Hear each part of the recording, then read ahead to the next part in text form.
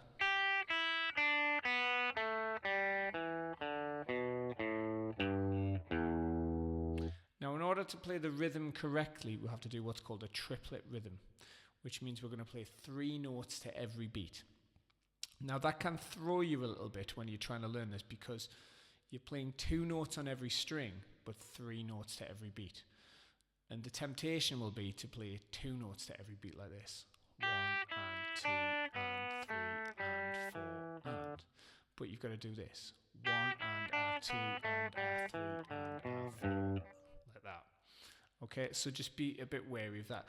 Easiest way to do it when you learn the song is to just use your ear really and trust your instincts. Sometimes when you count things specifically like that can make it a little bit more difficult for yourself. Just have fun getting the notes under your fingers and then try to apply the rhythm to them a little bit later on. So if I put the whole thing together, it should sound like this.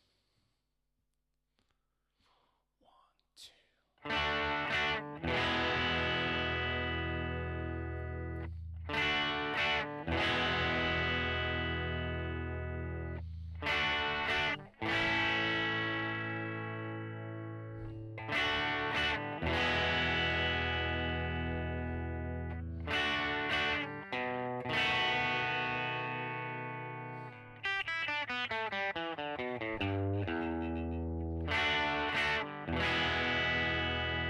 Sounds great.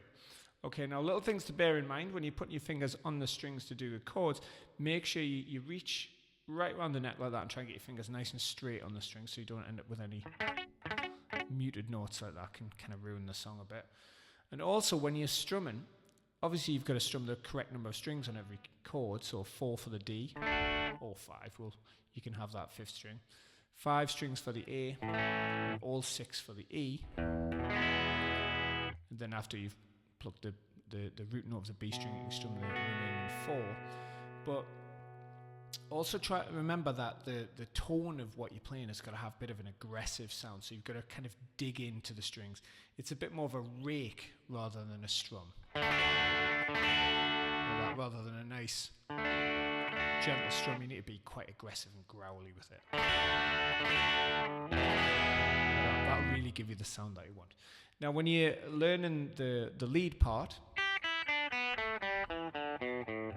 you might find that that's a little bit too quick for you straight away. You might find it hard to get your fingers up to speed. So just learn it slowly. Like that.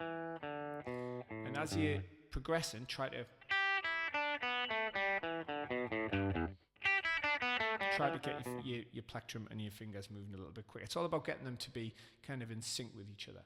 But as you get a little bit more advanced, you might want to try doing down and up strokes with your plectrum. And that can help you to play things a little bit quicker. So that was Rumble by Wray, which is a great tune to learn, especially great if you're a beginner. Sounds cool straight away. Turn on your guitar amp, get a nice growly sound on it, dig in with your plectrum, and you'll sound brilliant. Be the envy of everybody being able to play that one. So have fun playing that, and I'll see you for another lesson next time. Thank you.